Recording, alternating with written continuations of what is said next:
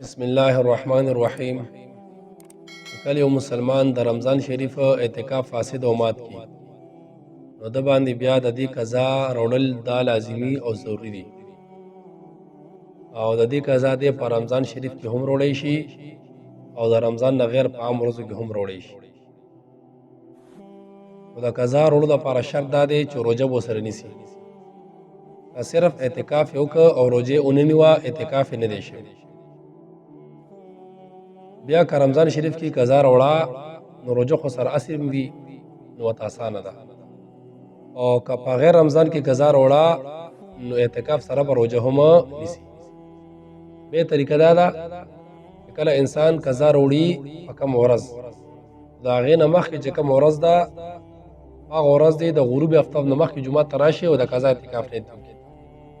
لکه مثال کې طور پر یو سړی دی او هغه په 25 رمضان باندې اعتکاف فاسد او په 26 رمضان باندې دی د دې قضا راوړي نو د باندې بیا صرف د یو ورځې قضا ده او طریقې دا ده که د 25 تاریخ نور لا ډوب شوی نو او غروب افتاب نه دی شوی نو په دغه 15 رمضان د جمعات ته راشي او د قضا اعتکاف نیت وکړي.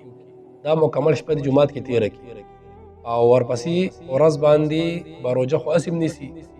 دغه مکمل ورځ د جمعات کې تیره کړي چې کله د 28 رمضان شریف غروب افتاب وشي نو قضا ادا شي. او که په عام ورځو کې دې قضا راوړي لکه مثال کې طور پر په 10 تاریخ باندې قضا راوړي نو د 9 تاریخ د غروب افتاب د مخکې جمعات ته راشي او دغه مکمل شپه د جمعات کې تیره کړي. ورپسې په 10 تاریخ کې وسره روزه ونیسي او مکمل ورځ د جمعات کې تیره کړي. چې کله د 10 تاریخ نور ډوب شي نو د قضا بادا شي. او دې کې دا خبر یا ساتي چې په 15 ورځو کې دې قضا دې نشي راوړي.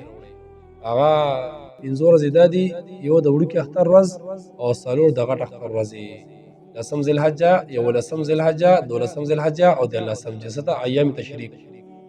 ځکه په دې 15 ورځو باندې د روزې نه ممانعت او منع راغلی ده او په دې 15 ورځو باندې روزه نیول دا حرام دي او د قضا اعتکاف د پاره روزه لازمي او ضروری ده.